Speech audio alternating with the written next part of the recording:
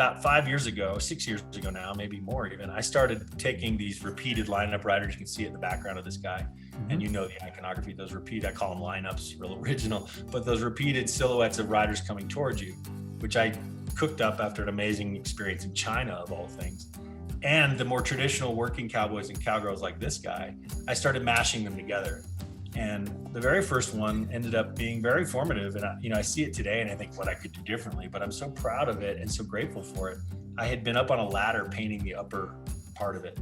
And I got down and I moved the ladder to the other side and I got back up and I think it was about 5 a.m. and I was painting the left side of the upper reaches of this canvas and I looked over and I had no physical memory of having just been there. First time in my life, like, whoa, how did that happen? It scared me, to be honest, kind of shook me up. But I sat with it for a while and I started to experience that very thing you're talking about. Like this happened, yes, because of me, yes, through me, but it also happened independent of me. And I'm becoming a big believer in that. Now, I am the author of this. So when in doubt, if there's not an actual idea popping up, just draw. And you hear writers say, just write. Filmmakers say, just go film things. It's true. If I just draw, things happen. I think that's why I don't fear the empty page. It's always been such a great, welcoming place to do anything. Hi, I'm Chris Waddell. Welcome to Living It, the podcast where we join experts in the experience of being human. Be bold. Say yes to adventure. Say yes to living it. Welcome to Chris Waddell Living It, where we talk with experts in the experience of being human. Today we have Duke Beardsley, who is a 6th-generation Coloradian. He is an artist working in the cowboy genre. He said that he is an unapologetic fan of all things cowboy. This to me is really cool to see where the cowboy part of it goes. But Duke is, I don't know. I mean, I'm going to embarrass him a little bit here. He's a philosopher. He's a bit of an environmentalist.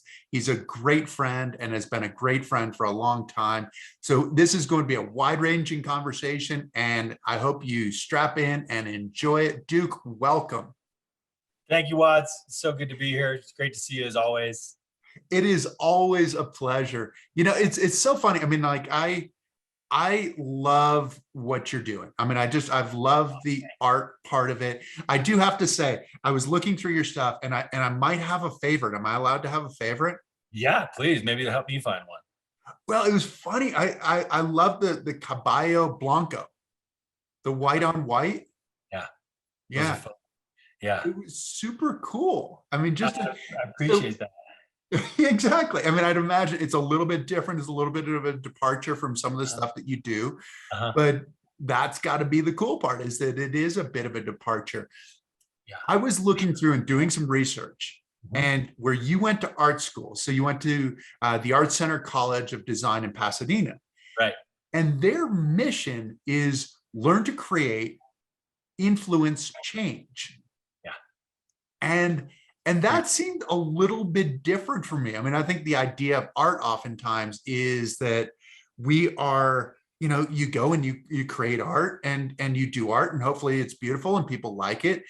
So is this different than like Da Vinci being in Verrocchio's workshop, or is it the same? Well, interesting you picked Da Vinci. I mean, in my opinion, arguably one of the greatest innovators of philosophy, engineering, art.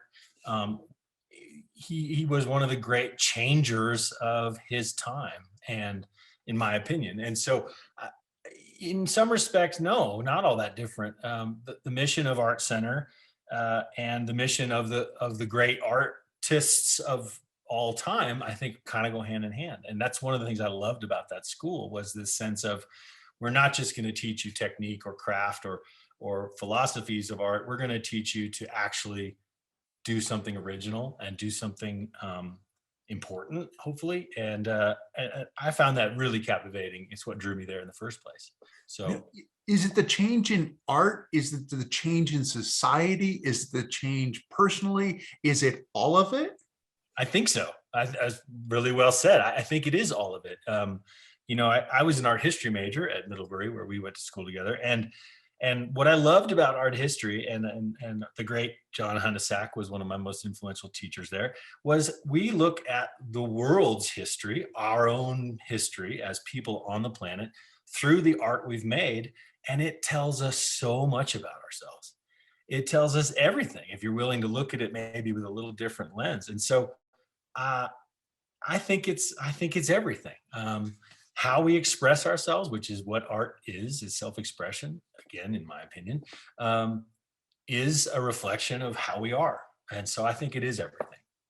I hope so. But it's also interesting what you've chosen, right? The cowboy genre. Yeah, So kind of split time, right, between Denver and Eastern Colorado, which yeah. which sometimes I probably unflatteringly call it like Western Kansas, right? I mean, it's Fair Eastern enough. Colorado is not what you assume about Colorado. It's pretty It's darn not at flat all. out there. No, no. Well said again. It's not at all. It's the high plains. We're the high desert edge of the Great Plains here on the Front Range of the Rocky Mountains. We're a very unique ecosystem, and it is not what people think of when they think of Colorado, but it's half the state or almost half the state, and it is a vast, populated, productive part of our state. So yeah, growing up on a cattle ranch part time, I grew up in Denver and on this ranch.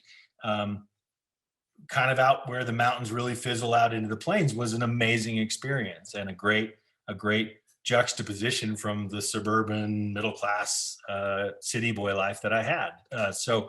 And very much formed the art I'm doing. In addition to helping me choose my genre, and it's been with me since I was very little, the cowboy icon.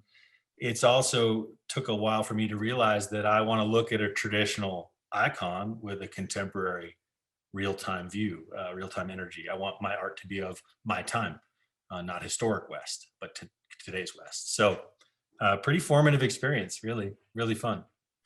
It really is interesting just looking at it and looking at the cowboy genre, because I mean we see it, right, and when it's the Russell and the Rembrandt and those kinds of things, and bronze busts and eagles and headdresses Yeah, right. and these kinds of, and you have parts of that, Arts, yes. but Yes. then why modern, and because obviously it has to be personal, but how does it get to be personal for you in terms of like how you see that world and then how you're portraying that world to the rest of us? Man, this is so spot on to what I've been thinking around about the last few weeks and months. It's personal because it's my everyday life. In terms of the actual images I paint, the cowboys and cowgirls, the horses, the activities they're doing are things I see and witness and participate in all the time, all year round. Most of the people I paint are friends or really good friends. I've ridden a lot of the horses I paint. I own some of them. This is a very personal part of my life. It's that dual upbringing I was kind of talking about. Is the city art life and the rural art life. I mean, they kind of coexist. So, but in terms of the timing of now trying to bring a contemporary lens to it, I mean, when I was studying art history for the first time, in college, I had my eyes open to modern art and that wonderful world of change and evolution in the arts, and it really shook my snow globe in a big way. And I think that education and my reverence for the Remington and Russell era and the way they painted the West. And keep in mind, those guys, in a lot of respects, were painting a West that had already gone by too. You know, they did experience some of that West personally, especially Charlie Russell, who lived in Montana, but they painted a lot of things that had already happened, and they put a lot of nostalgia into their work. And so that's great. And I love that stuff, but I want to paint my West. And it's very different than the traditional romanticized West of Western art. I ride big ranches with big crews, and we talk about drought and market fluctuation and economies and politics and religion and changing in population in the Intermountain West. I mean, these are real time issues that I want to affect what I paint. So I hope that answers that question. No, it does. It does. And you mentioned nostalgia, so we're going to have to diverge slightly, and you're going to have to quote your brother. It was one of your brothers, right, who said this? It is my brother, yeah. And it's painted on the corner of your studio here. Yeah. So what's the reminder for you? Well, it's a tough answer. It's a hard thing to answer. The reminder is daily, and the reminder is ever changing. The quote, if people can see it, too many approaches to the American West hinge on the nostalgic. And the problem with nostalgia is that it's rife with sentimentalism. And the problem with sentimentalism is that it's boring as shit. That's a little bit more tongue-in-cheek and a little bit more confrontational than my actual everyday feelings about nostalgia. But it's a reminder to keep looking, to keep thinking, to keep analyzing. There's nothing wrong with nostalgia, in my opinion. I'm a very nostalgic guy, but I don't want to get too far away. One of the problems or challenges with nostalgia for me, artistically, as a driving force, is it can be very quickly restrictive towards growth, originality, change. I want those things. I don't know why, I just do. So I have to be careful. It's ticklish is the word I like to use. It can be a nuance. So as you mentioned, some of the aspects of the things that I paint make their way through from a nostalgic time. Some of the accoutrement and the styles that I present things we've seen and felt before, but hopefully dragging them into my more contemporary view. So it's interesting because I feel like I share a philosophy with you in this sense, in that it is like nostalgia in some ways is static, right? It's that thing that we just want to capture it, and we want to, which in some ways is what you do as an artist too. Like you're capturing that moment. You're so spot on. This is great. Absolutely.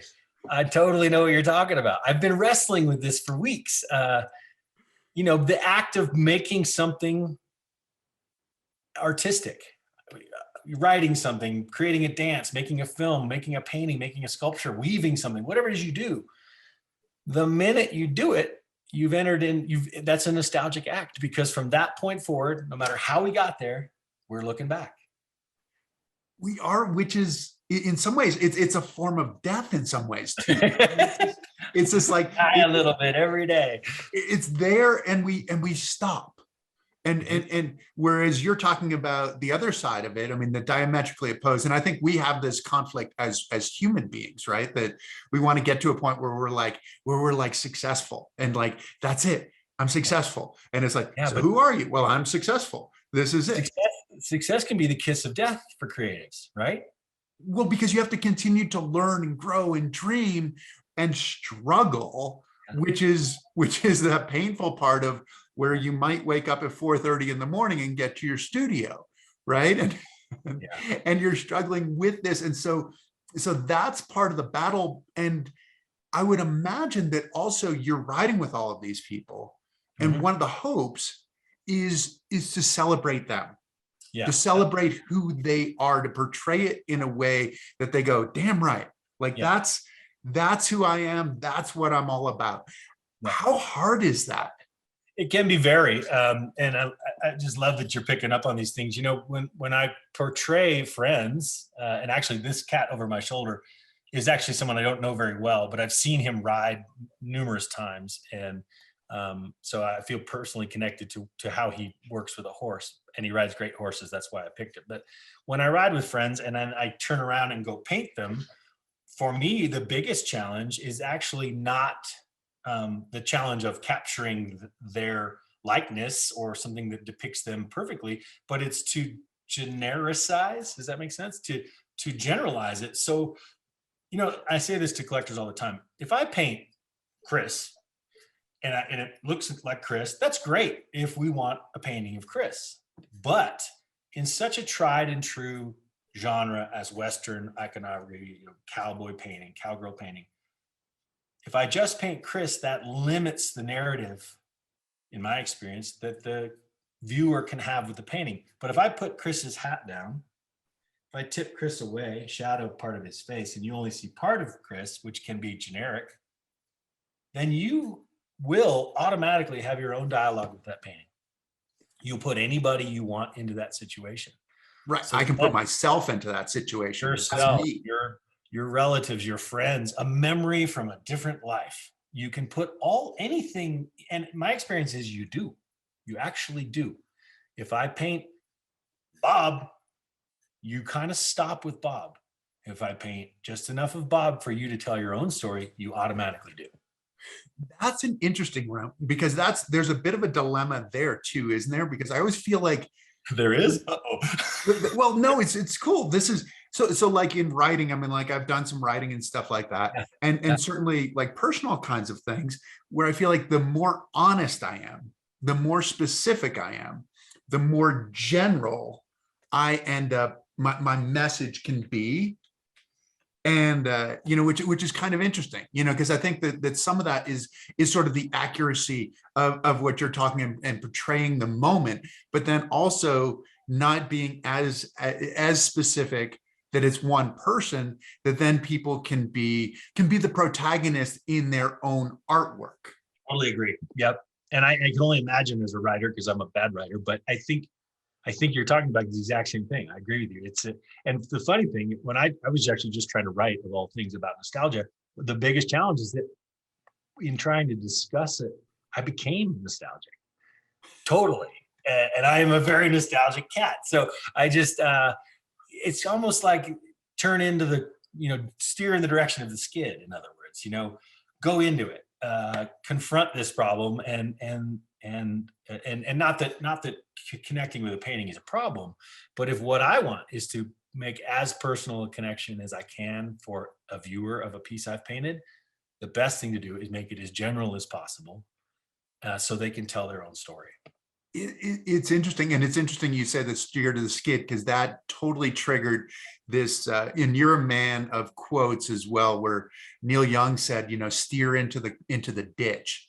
Yeah. Kind of thing, it's like this is that whole like the static, the nostalgia versus like what's next. And it's like, as an artist, it's what's next has got to be super exciting, but also really scary. Yeah. Terrifying or scarifying is, I guess I'm trying to say. Yeah, absolutely. I mean, people are very kind and say all kinds of nice things, and you must be experiencing this. And like, no, I'm pretty sure that's the last painting I'm ever going to get painted, and there's no chance it's going to sell, and this is all going to end yesterday, and that's a little bit of my own neuroses, obviously, but it also keeps me kind of edgy, kind of desperate, kind of hungry, and that's the only way I know to be. And it drives my wife crazy, but I kind of appreciate whatever experiences went in to make me not take any of this for granted as best I can, because what can we ever take for granted? Life's not guaranteed. So how does that work in terms of motivation? Like what's the most intimidating part of the process for you? Is it a blank canvas? Is it then trying to find a buyer? What's the hardest part where you're like, I gotta get my act together and just go? Yeah, I love that question.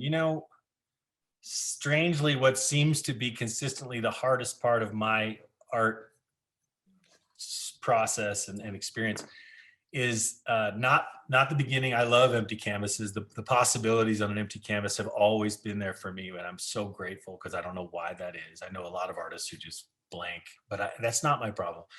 And selling, I've been so lucky,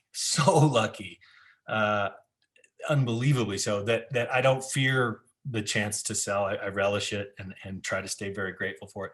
It's the middle ground. It's I've got this started and I know where we're going to put it. It's what my mind turns into this grind of monotony, which it isn't, of getting the work done. And it's just my mind messing with me, because I love to do this. But that's the hardest part, is this kind of middle between. I happen to view the initial inspiration is the art. The rest is craft. The rest is technique and philosophy and intellectualizing, and anyone can learn technically to draw and paint. It's like math. You can learn to do it. You may not be Rembrandt, but you can learn to draw and paint effectively, representationally. It's that middle ground of inspiration has struck. We know where we're going to send it. Now roll up your sleeves, turn up the music, and get the work done. That's the hard part. It's an interesting question, and I can say that anyone can learn, because I actually like read a book and taught myself to draw. I know you did, and you drew your book, my children's book. Yeah, it's great. It's great. I love that you did it.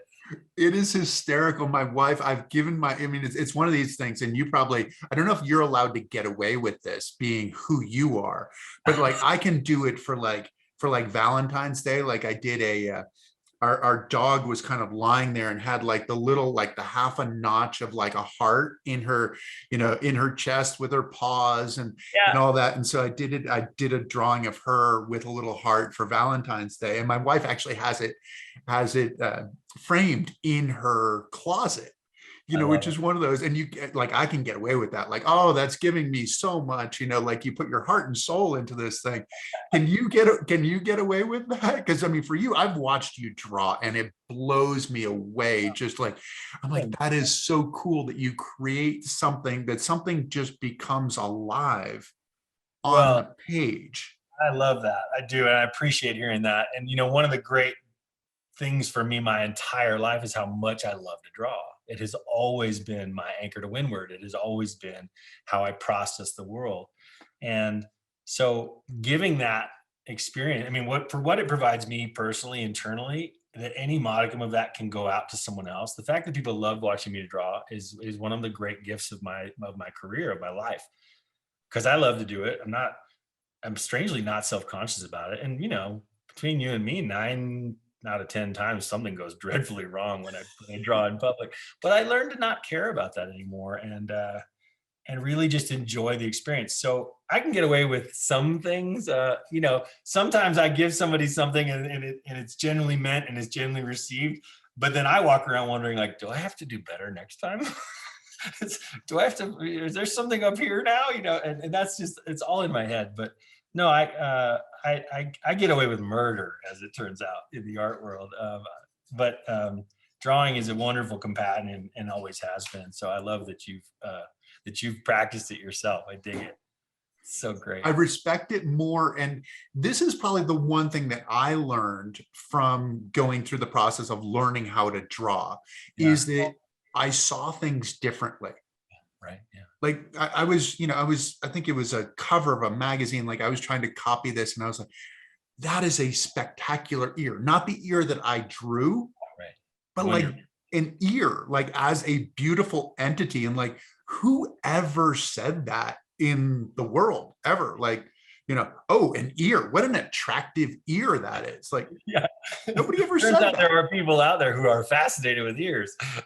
That's funny. I had this teacher at school named Norm Sherman, and sadly he's no longer with us, but he was one of the most formative drawing teachers I've ever had. And it was the most unorthodox in terms of traditional drawing classes I ever had, because Norm had us drawing fighter jets and peacocks and just, we were all over the map, and we drew in pen, so you can't erase your mistakes, and we drew fast.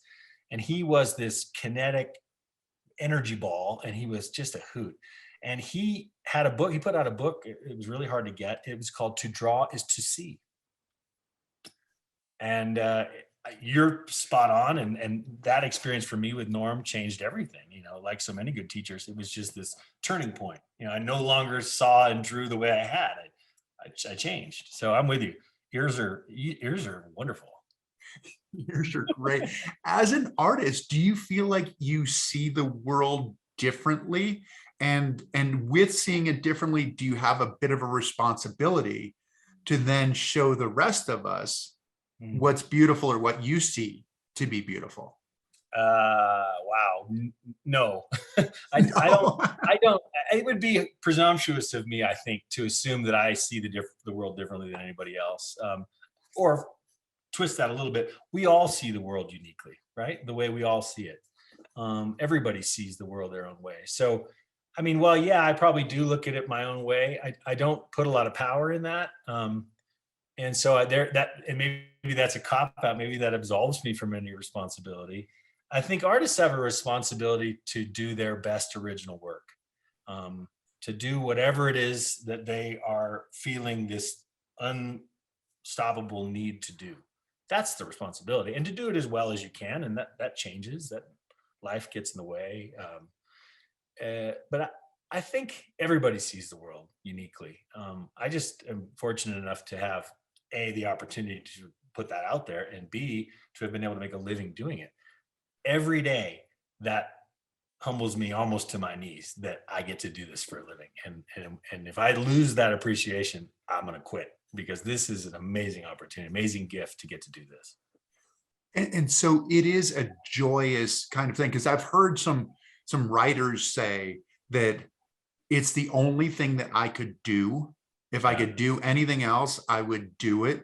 I mean, like Rick Riley was one who used to write for Sports Illustrated and then wrote for ESPN. And he had to write publicly, like in bars and in restaurants, because he couldn't force himself to do it. Whereas for you, you're talking about this is the joyous, which is cool because it's joyous and you have an ability to communicate. Lucky. Which is super cool. That's lucky. You know, I've got a lot of great influences and great friends. My one of my nearest and dearest is a photographer named Brown Cannon. He lives in Oregon, but we grew up here together. We went to art school together. We were on ski patrol together. He's one of my closest friends. And he came up with a term in art school. You know, we were on very different paths, but roommates and working really hard. And he said, you know, you can't not do this. And I was like, oh, that's exactly right. For better or worse, this has been with me since I was walking. We've got doodles from my mom has piles of drawings from when I was 3, 4 years old. Can't not do this. This is the one thing I was put here to do, arguably. So, which most people don't come to that realization. No, most people don't come to this is the one thing I was put here to do. Yeah, and I owe a lot of that to very supportive parents, a very supportive community. You know, incredible opportunity to go to Art Center. And so, you know, so much good fortune got me here. In that sense, I have a responsibility to do the best I can. And to work really hard. And, you know, this is yes, there's a lot of joy and a lot of love, but it's also, this can be a grind, right? It's my job. You know, a job requires that you buckle down and do it. I spent a lot of time in here by myself with my arm in the air with a brush. And that's not always the best place for an extrovert like me, but I do love it. And so I try to honor the art, serve the art, Nathaniel Rateliff said in our interview, and there it is on the wall. So I try to every day. It's funny. I feel like I'm going in so many different directions because I want to go back to that like 3-year-old drawing on the walls and stuff like that, where it all started, and you can't not do it is something. But before I get there, I want to hear about the studio. And in the studio, what do you do in the studio? Is there music going? And what do you play? What do you have going on? What do you need? I play pretty impulsive about music selection. It usually has more to do with my energy or what I got to do. Certain music will be too much energy for what I have to sit down and do. Certain music will be way too slow. Luckily for me, I have 2 pretty much full-time partners in crime. My assistant, Virginia Diaseki, is a superstar and a brilliant artist, and I should work for her. But she's from Peru. She has this big world view and this big world knowledge, and she has great world music taste.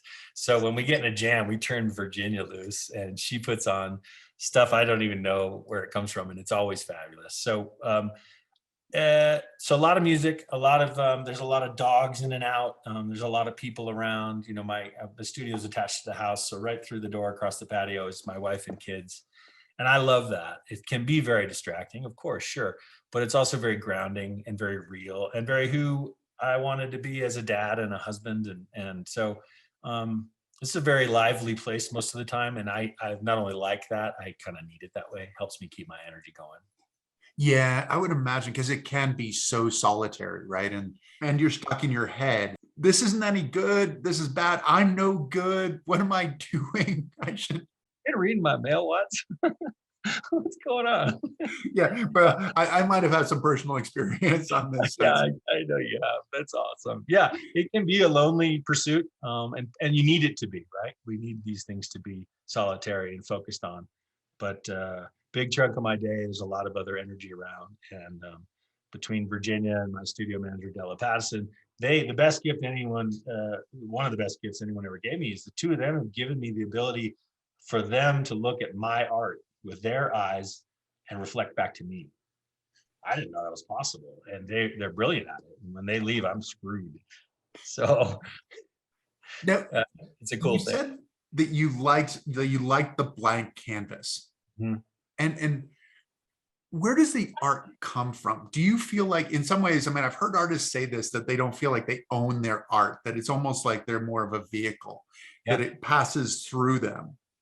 Is that the case for you? And can you make sense of that for the rest of us if that is the case? Well, I appreciate the opportunity to try, and I will acknowledge that I understand that sentiment that we are not the authors of these things. That we're the conduit is the word I was exposed to. About 5 years ago, 6 years ago now, maybe more even, I started taking these repeated lineup riders. You can see it in the background of this guy. And Mhm. you know the iconography, those repeat, I call them lineups, real original, but those repeated silhouettes of riders coming towards you, which I cooked up after an amazing experience in China, of all things. And the more traditional working cowboys and cowgirls like this guy, I started mashing them together. And the very first one ended up being very formative. And I see it today and I think what I could do differently, but I'm so proud of it and so grateful for it. I had been up on a ladder painting the upper part of it. And I got down and I moved the ladder to the other side and I got back up and I think it was about 5 a.m. and I was painting the left side of the upper reaches of this canvas. And I looked over and I had no physical memory of having just been there. First time in my life. Like, whoa, how did that happen? It scared me, to be honest, kind of shook me up. But I sat with it for a while and I started to experience that very thing you're talking about. Like this happened, yes, because of me, yes, through me, but it also happened independent of me. And I'm becoming a big believer in that. Now I am the author of this, and you asked about where's the inspiration come from. I rely almost exclusively on my hand. Um, my hand and I have been drawing together since the very beginning. We bicker like an old married couple, but when we're in cahoots, the hand drives, the hand's in charge. So when in doubt, if there's not an actual idea popping up, just draw. And you hear writers say just write, filmmakers say just go film things. It's true. If I just draw, things happen. I think that's why I don't fear the empty page. It's always been such a great, welcoming place to do anything. So I hope that answers that question. No, it does. But I find this super interesting, right? Because in some ways it's like, get out of the way. Oh man. Don't take yourself too seriously. Like, oh, this is my art. I'm going to create something, which I look at through the lens of like having been a ski racer. Yeah. The hardest part is the letting go part. Like, just go and create. You've done all the work. This is your chance to create. But it's like, oh, but I could lose this, or I could lose that, or I could embarrass myself, or whatever it is. Is that where the bickering comes in? Is this the old married couple of like, no, just move, just draw, come on, stop? Maybe, yeah, actually, for sure. My hand doesn't say much, so if we're bickering, I guess I should take all the blame. But there are times when it's disagreeable and doesn't do what I think it should, right? And I've had to learn. This is funny. A couple months ago, I was painting a big one, a big red one, and it ended up working out great. But for about 3 days, I was fighting it, just miserable. I was in a black knot. I was just a twist.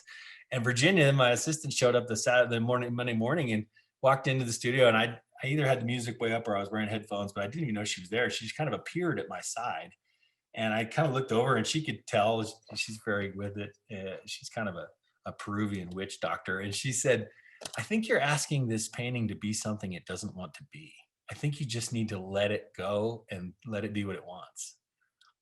And I was like, get out of here. Don't ever come back. I was like, what are you saying to me?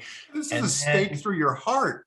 Yeah. Kind of. It was, I'm not that personal about the work, but it was certainly a kick in the ass. And I was like, and then it kind of happened. She's right. Oh my God, this painting doesn't want to be what I'm pushing it to be.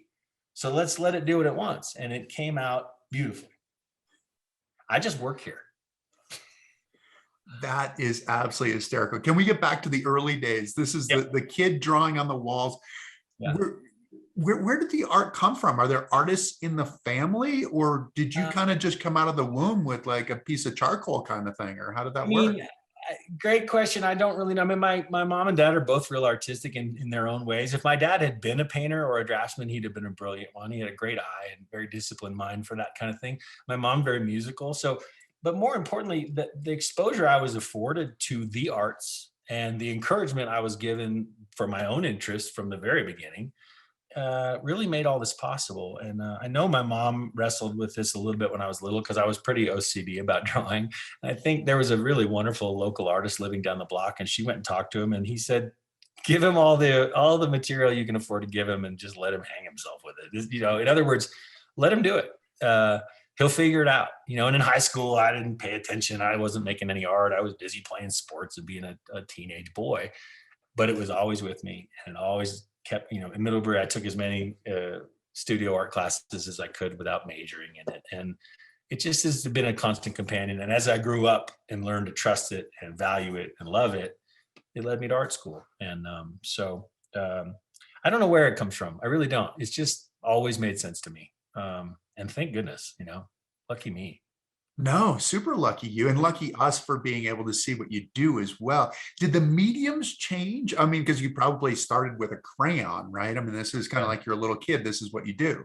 Absolutely. Yep. Colored, I mean, pencils, crayons, really basic. You know, I'm really what I am as a draftsman, I guess. I consider myself a draftsman. I draw. That's what I do. Sometimes well, sometimes not. My paintings, by and large, I kind of feel like they're painted drawings. And I didn't paint technically at all with oil paint, and really very well with anything, any medium prior to going to art school. I had dabbled in watercolor. There's a brilliant watercolorist, a Western artist here in Denver named Willie Matthews, who's a dear old friend, and he's you know, an established superstar in our genre. But his inspiration, his example, kind of got me curious. But by the time I got to Art Center, I had no technical training in painting. So the mediums have changed a lot, and gratefully. And today, technically, everything's very mixed media. You know, we use collage. I use charcoal and acrylic as underpainting, and oil as overpainting, and so kind of jump all around. And that's fun because that's part of that curiosity that I want to keep stoking and keep vibrant. So Right.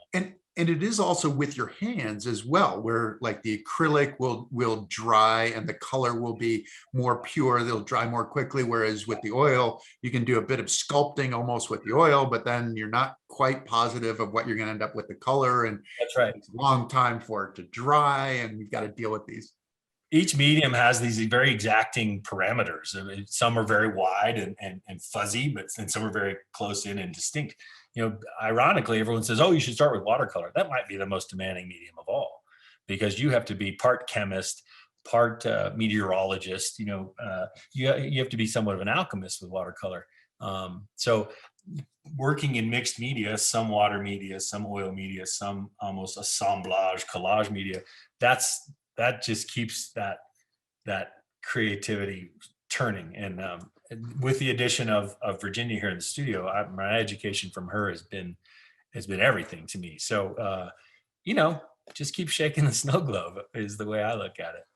See how it's Which is cool, because I mean, you've done the art history thing too, where you think about these people. I mean, you look at like, okay, Sistine Chapel or those kinds of things where it's like you had to be an artisan in order to be an artist, right? To create the what was it, like the volcanic ash in the midst of this, so because it was dank there, and they had to find a way that they could represent these paintings and not have it just totally diminish and you know, over time. And but that's part of being an artist. It's like, okay, the problem, it's not just, okay, here's a picture, this is what I did. It's like, how do I take this idea and make it all happen? I would imagine for you that's the intriguing part in some ways. Amy, yeah, very much so. Especially as I allow the icon to push me to look at it, challenge myself to look at it differently, which is something I'm learning to do. And really, you know, this beloved iconography of the American cowboy and the culture it represents is really, really well known. You know, it's worldwide, and it's kind of in our human fabric now, and for better or worse. And it can take a lot. It's taking everything I can throw at it. So that's just kind of carte blanche to keep trying to look at it differently. And when I reflect on what the West has been and gone through and evolved to be and continues to evolve to be in my lifetime, it's so different than the historical romantic West of pop culture, that, back to your question about responsibility, if I have any, it's to try to push it every direction I can, to push it to be of its time now. and these people are out there. They're big ranches, and we do a lot of traditional horseback work, and we love every minute of it. But there's and that sounds and looks maybe very traditional and nostalgic, but it's also, the ones that I resonate with are these people who are trying to push it to be sustainable, evolve it into the future, make it work forward, not so much with an ear or an eye to the past. So, which is the visual, but it's also the representation, right? I mean, like, we're starting with like Buffalo Bill, yeah, and right. now you've got Kevin Costner.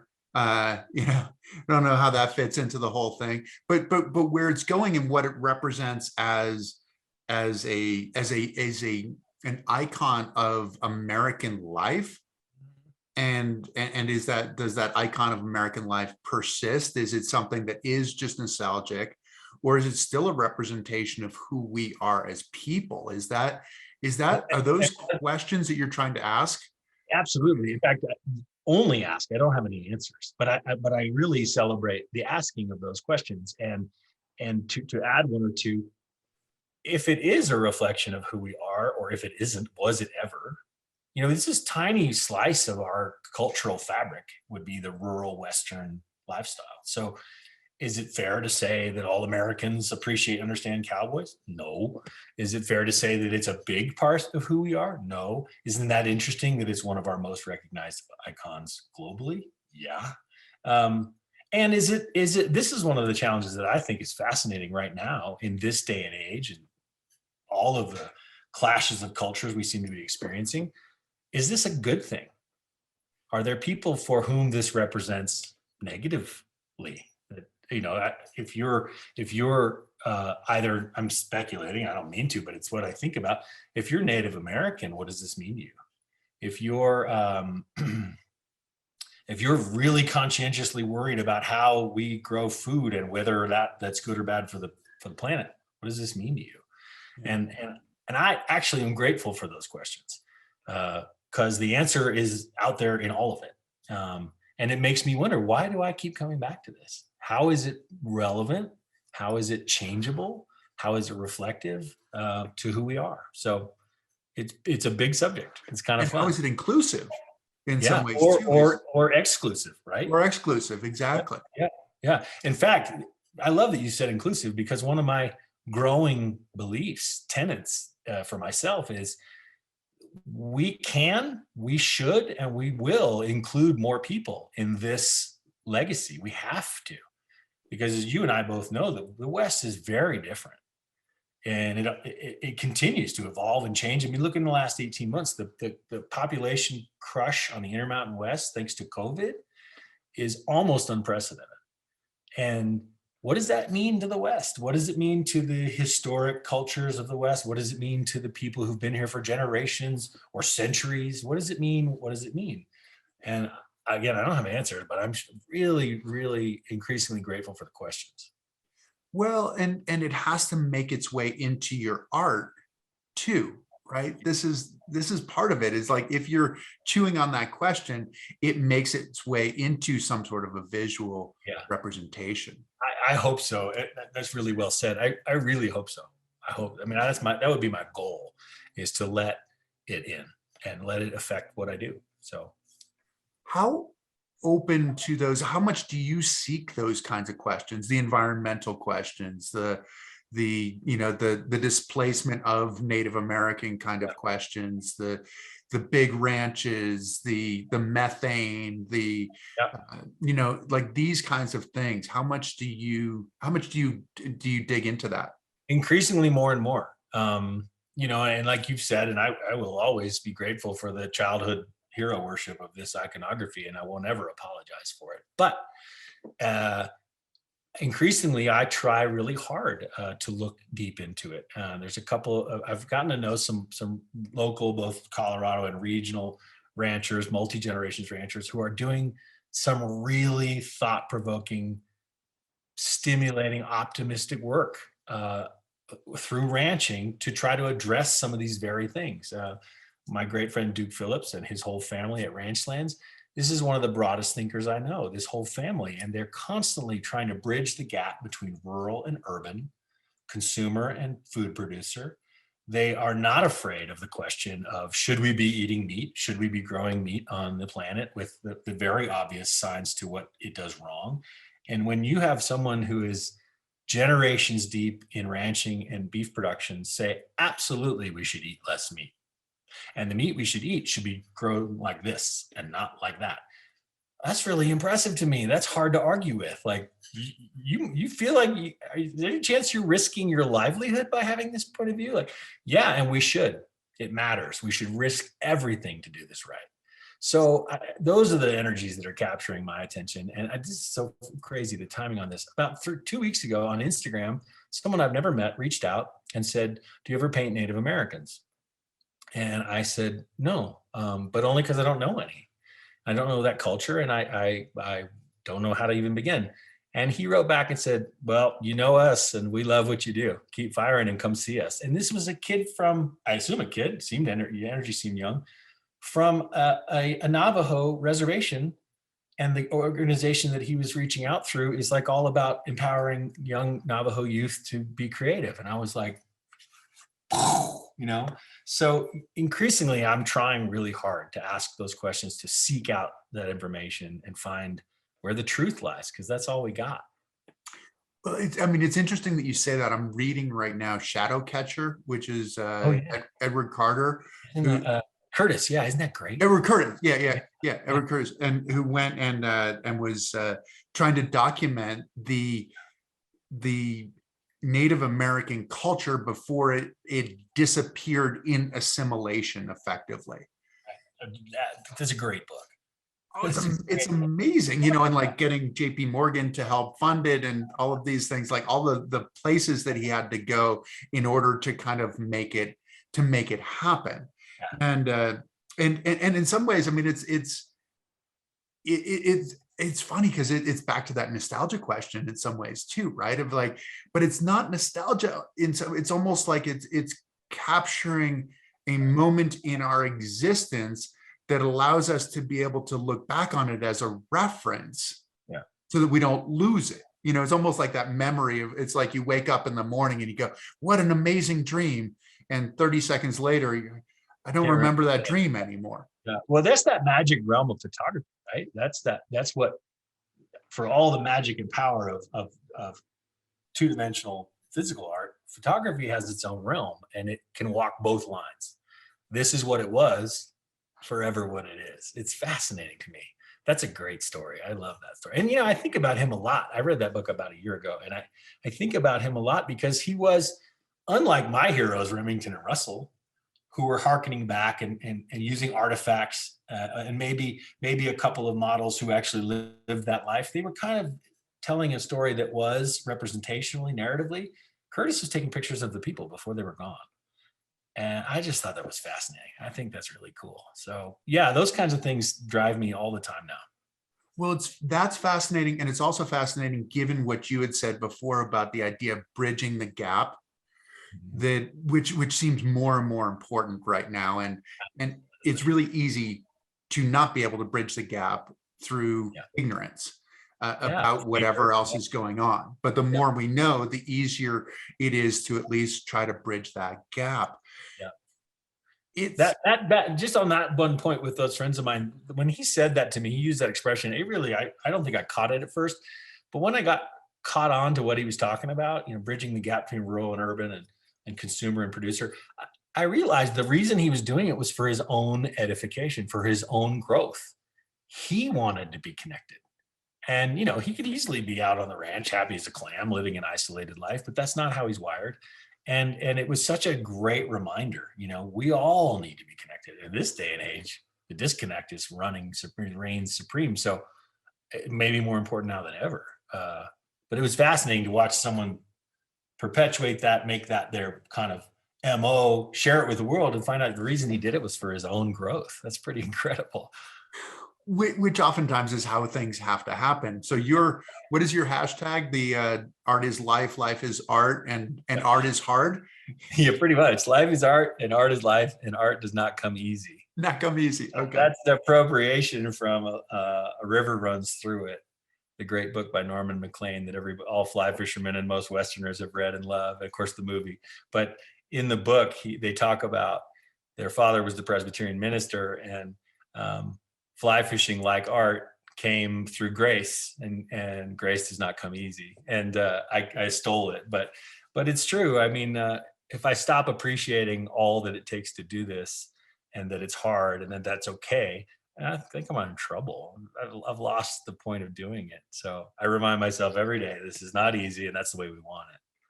Well, it's not the way, it's the way we want it, but it's also, it's not just the process of actually creating art. It's all of these other questions that you're asking yourself, the idea of bridging a gap, the idea of like, how does this all fit in? And you get that moment of clarity, which I'd imagine as an artist, you were looking for those moments where you're like, whoa, like I was in it, like it happened. How often does that happen for you? Not enough. It's funny, I don't look for it, but I'm so grateful when it shows up. This is a process of reinvention every day, and I think of you a lot. I mean, you talked about being a ski racer. You've been two kinds of ski racers, in my experience, right? And you had to reinvent what you were after you got hurt. And I never will get over the strength and grace and acceptance you at least exhibited to me. It took uncommon courage to be where you were in that experience and come out the other side a whole different kind of world-class skier. Like, of course, your wads, but I think about that all the time. Reinvention in the face of unimaginable odds is all we've got. And in some ways, gratefully, right? I mean, the chance to redo this every day, the chance to push this to be something every day without it being a moral threat to me is pretty amazing. So, well, I would imagine, and as you were talking about the courage, I mean, especially like as an artist on some level, is the courage to be yourself. Yeah. Is the biggest courage out there, right? I think you're right. I don't know that I'd have said that, but I think you're right. I mean, it takes a lot of courage to be your own thing. And I have a quote, I have lots of quotes on the walls besides that one. There's one over that says, if you want to be original, be prepared to be wrong. And I love that. That's from that guy who did the TED Talk, Sir Richard, what's his name? British guy. Richard is it Robinson? No, maybe. I think you turned me on to him, in fact, and I watched his TED Talk, and he says that he's like, you want to be original, be prepared to be wrong. And I was like, oh my God, that's going on the studio wall immediately. So I owe you one for that one. No, and we need to be surrounded by these things in order to know. Your buddy said you can't not do this. When did you know that you could not, that you had to do it? I've known in various ways and different times throughout my life. I mean, when a gallery approached me when I got out of art school and we had a show and it went well, that was certainly, wow, this could work. And it takes a little bit of that encouragement to want to try. And, as I put myself out there, things kept working out. People kept responding. And I consider that an amazing gift because there are a lot of hardworking, talented people out there who don't get that response. And so, but in terms of being aware that I can't not do it, being really genuinely feeling that way, I think that's a little more recent. I've had to grow up. I'm 52 now. I'm starting to finally maybe be an adult. And appreciate that. My great friend Scotty Parker in New Mexico says, this is a better workout because you're wholly unemployable. And I love that expression. And he's an artist too. He gets it. So I'm learning to understand that this is really what I'm here for and what an amazing opportunity and great good fortune that is. So I think that's a newer awareness that I've had. That is interesting because I would have thought, because there are really two parts of that, right? The one part of like, I can't not do it. Like, this is the thing that I have to do. Yeah. Then there's the second part of like, oh, maybe I can hang around and actually do this as a profession, which is sort of the second part. You kind of answered both of them at the same time, sort of thing. Yeah. Because there's that realization of like, okay, I'll be in this business. Like, this is going to be my career. And if you say you're unemployable, I guess you go, okay, well, this is my business because I don't know. I wasn't the one who said I was unemployable. I think he's right, but I didn't say it. That that it's funny. I love that you just asked that because I genuinely don't know that I actually think of this as okay. I'm going to do this. I mean, I really think of this more as bouncing from opportunity to opportunity and having unbelievable luck along the way. And Tammy, my wife, is a superstar. I couldn't do this without Tam. She's strong and courageous and believes in this with her whole body, her whole soul. So, we just keep going from one thing to the next. And, I look back every once in a while and someone will say something, or I'll be doing a magazine interview and they'll say something and I'll say, that's how I'm perceived. I just don't think of it that way. Every day is how do we do it better? Every day is how do we do it at all? I guess one step at a time is how to do this for me. Well, you mentioned earlier that each one might be the last one. Yeah, this might be the last one you ever do. And then okay, well, if this is the last one I ever do, how do I continue to put food on the table and roof over the head and those kinds of things, which are important? Don't go there. Yeah. Back when the 2008 recession hit, this studio was brand new and I was really out over a pickle barrel and stressed out and worried.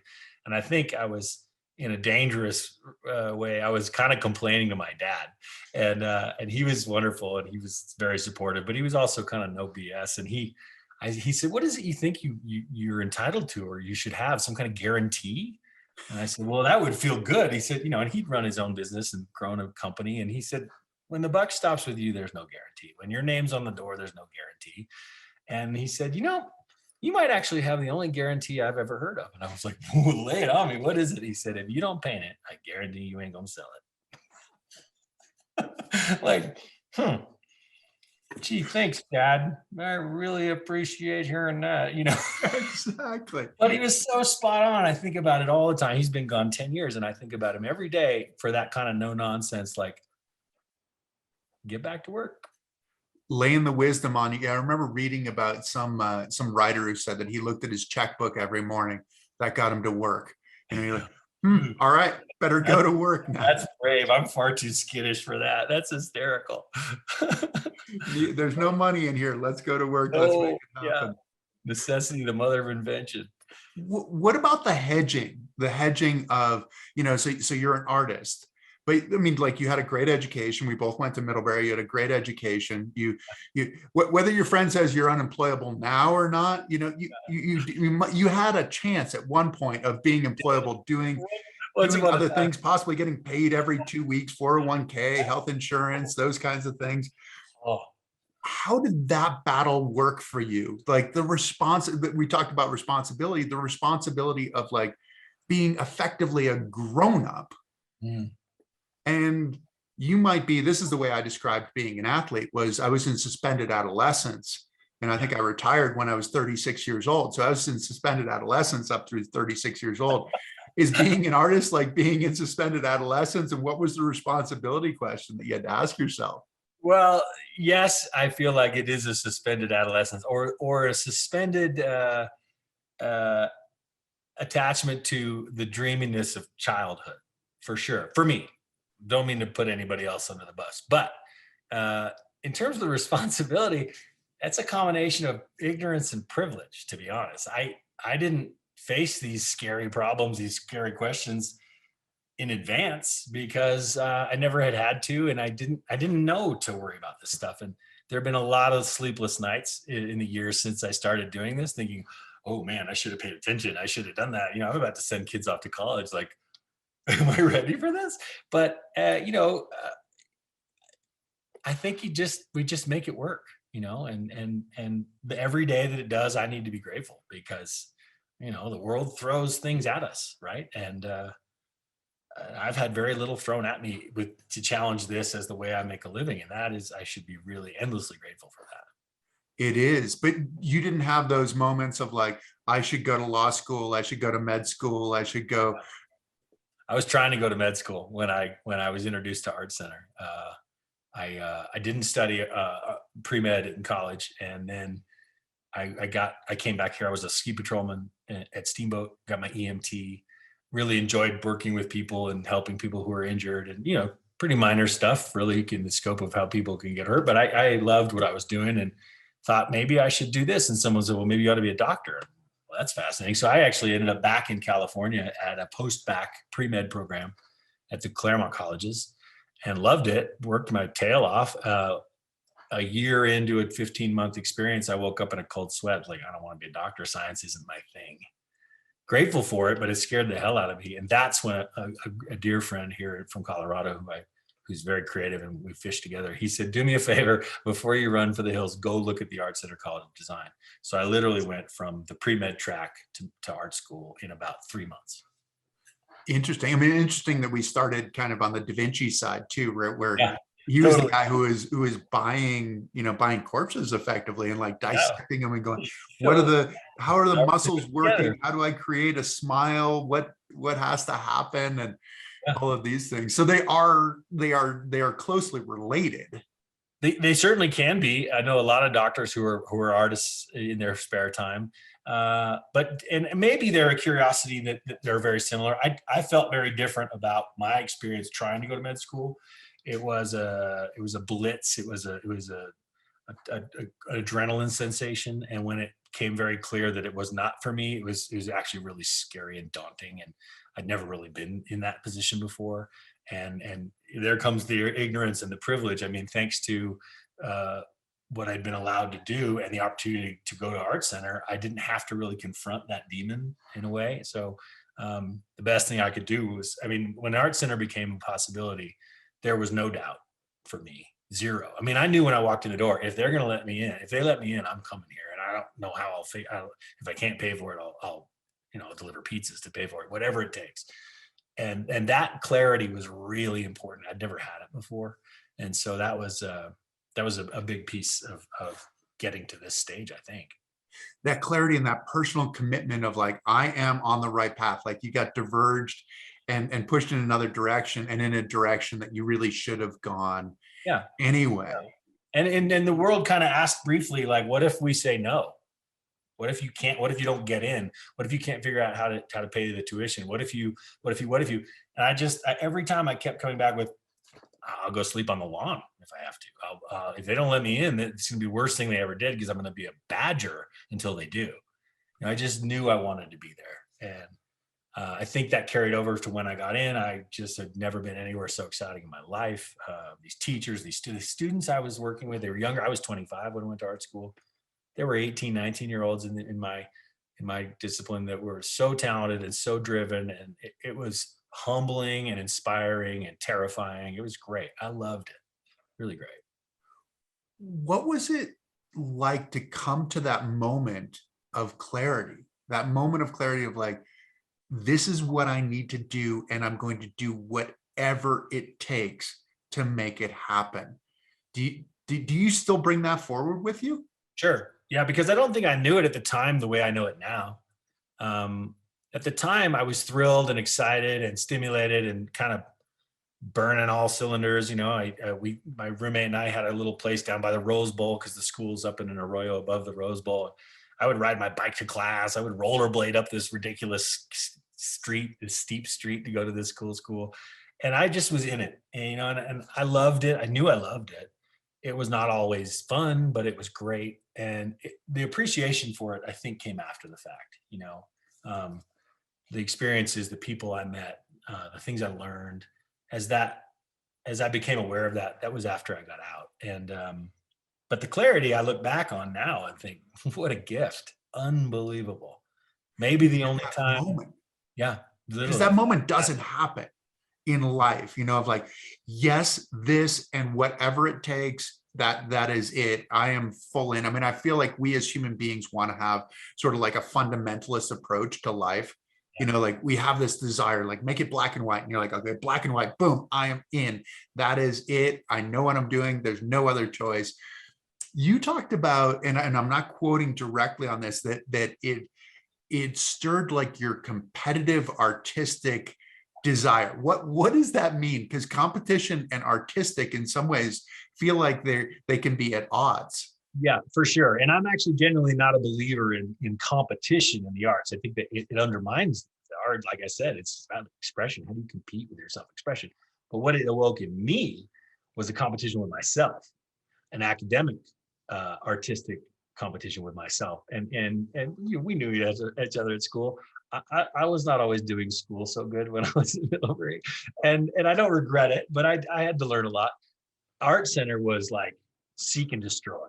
Um, uh, do it all, do as well as you can, and worried about my GPA. I mean, of all things, but I loved that, and it kind of awoke something in me, a determination and a drive and a competitiveness. And there were these brilliantly talented people around, and just being among them felt amazing. And I'll never forget it. The first week of school, sitting at the lunch table with some new classmates, much younger than I in most cases. And my friend Chris Alsman is still a good friend of mine. We don't stay in touch as much as we'd like, but Christian is younger than I am. And he said at day 3, I'm going to go work for George Lucas. And we were like, sure, you're going to go work for George Lucas. Yeah, good boy. Nice job. He's a senior concept designer for Industrial Light and Magic. He's exactly working for George. He invented BB-8, the rolling droid from the latest round of Star Wars. He's a genius. He's the best guy. He's so down to earth, and he's not painting the way he did. He does everything digitally, but he is so talented, and he knew what he wanted to do. That's the caliber of the people I was hanging around with. And then about 2 days later, someone came up in the conversation, and we were getting introduced. He said, "Oh yeah, you're the horse guy." I mean, we'd been in school a week, and I was like, "I'm the horse guy? What is that supposed to mean?" And just that feeling included among these people who I admired so much was huge, and gave me permission to just keep going. So I guess that's what I mean by the competitive part.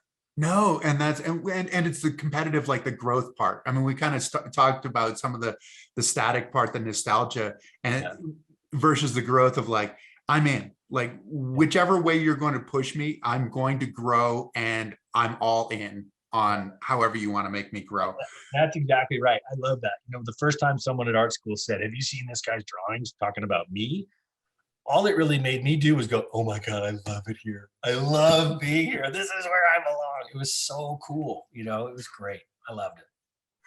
It's funny so we're looking at some of the paintings. I mean, we see some of your paintings, but you've done a variety of other different things. I mean, some which are paintings, but it's interesting just to sort of look at some of the like an announcement like the Stampede, the Calgary Stampede. Yeah. Yeah, which actually was a person, right? Right. The one time I actually put aside my own personal direction and followed their direction to paint Vern's portrait. And Vern Lonsberry was his name, a legendary Calgary cowboy, and just a poet and just a treasure in Alberta. And he was very ill with cancer at the time. And that experience was really formative to me, because it kind of afforded me an opportunity to see, when done right, what my art could do to connect with people. And Vern's family was so warm and so amazingly appreciative, shockingly so. And I got to meet him at the very end. They auctioned the painting. A local businessman paid a bunch of money, and it went to charity. And bunch of money, $94,000. Am I right in that? It was funny when they were auctioning it and they were telling the price, and the previous year's piece had gone for more, and the guy was saying 16,000, 17,000, 18,000. It kind of petered out. I'm like, we're not even going to clear 20 grand. I'm looking for a window to dive out. But I was mishearing him. He was saying 60, 70, 80. And when it hit me, I didn't know what to do. I was so blown away and so swept up in it. And then I get to go up on stage and meet Vern. And he's, noticeably affected by morphine at these very late stages of his illness. And he's wearing this beautiful fringed deerskin jacket, and he has this sparkle in his eye. And the whole thing, the painting's called The OH Comes Home. And it was a nod to traditional ranching as the foundation for the entire Calgary Stampede experience. And they'd purchased this big ranch outside of town as a gift to the Stampede, this education facility, summer range for their livestock. It was a really big momentum shift for them. And I got to be the chronicler of it as the poster artist. It was profound, and I'll never shake it off. I mean, drinking my coffee out of the mug, right? Oh, Oh, how cool. Well done. how cool is that? So a huge experience. It's something I'll never get over, to be honest. It was really fun. But yeah, I get to stretch my legs a little bit sometimes, either from opportunity or from necessity.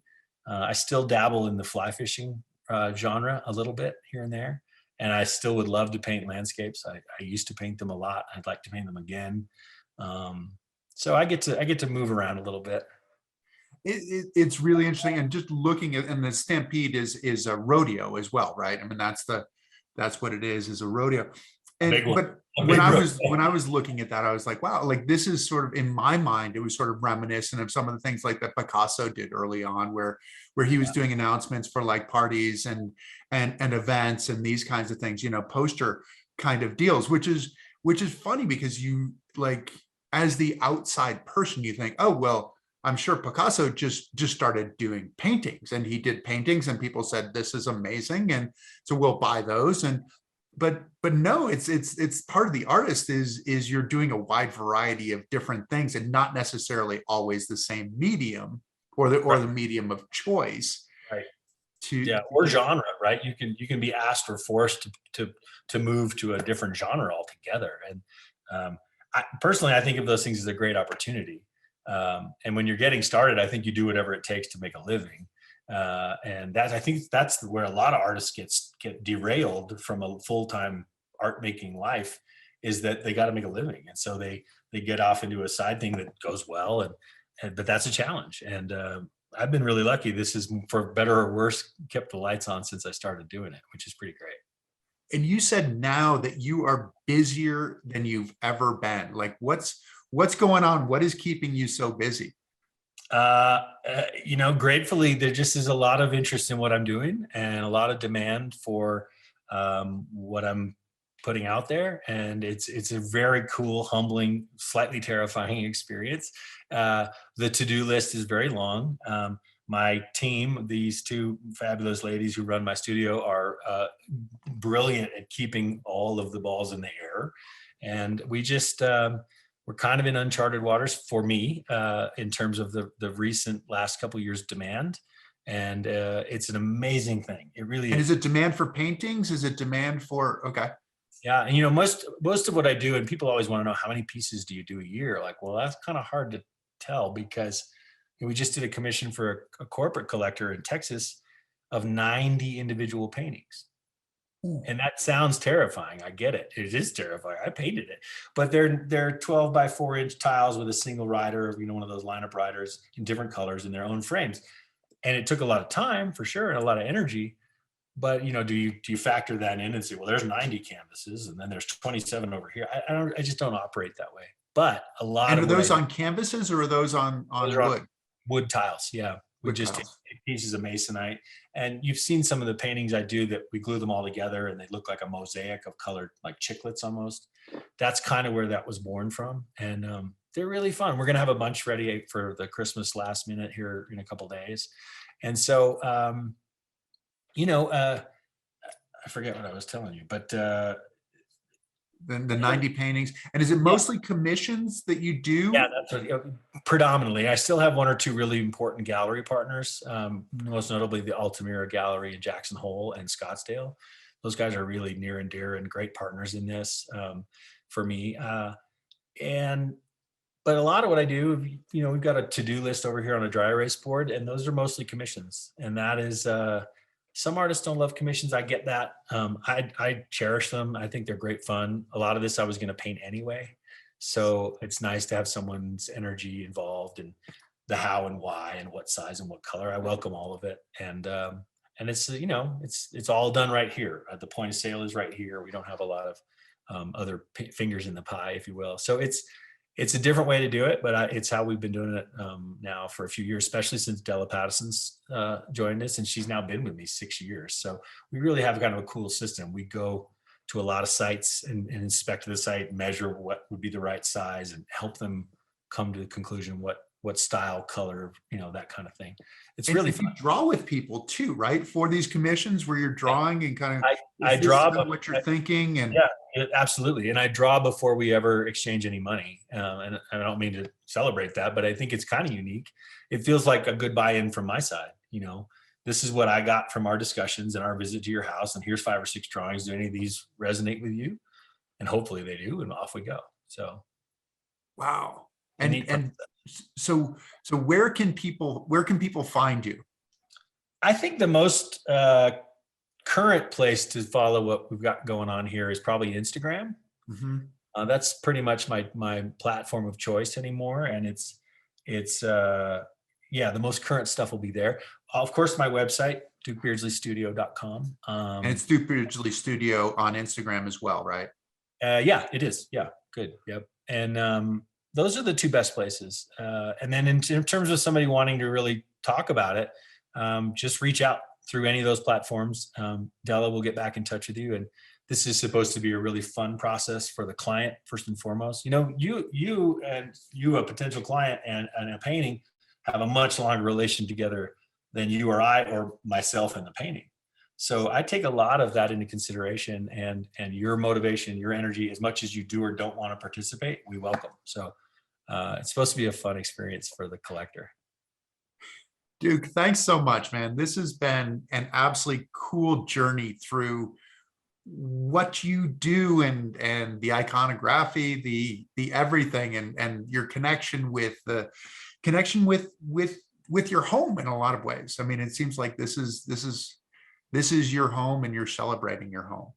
Well, thank you, Wads. I appreciate so much being able to join you. It's always a treat to be with you. And, you're an inspiration, my man. You really are. And you have been for a lot of years. So thanks for all you do and for letting me join you. It's been great fun. It's awesome. And I look forward to, I said this the last time, I've got to get back to your studio. I want to come back and check it out. Next time I'm in Denver. You've always got an invite. You know where it is. And we look forward to having you. That'd be awesome. I look forward to it. Thank you to all of you for joining us. I hope you've enjoyed this. The greatest gift that you can give to us is to like us, to follow us, to tell your friends, to tune in, that you will get an amazing journey that lasts an hour, maybe a little bit more, but you'll have a lot of fun and you'll come out learning something. Duke, I go into these things hoping that I'm going to learn something. I learned an absolute ton today. So thanks so much. And thank you all. We'll see you next time. Cheers. Thank you for joining us. Please subscribe to Chris Waddell Living It for more stories on the adaptive community, the Paralympics, artists, athletes, entrepreneurs, experts in the experience of being human. Also follow us on Spotify, Apple, Facebook, and Instagram. I look forward to seeing you next week.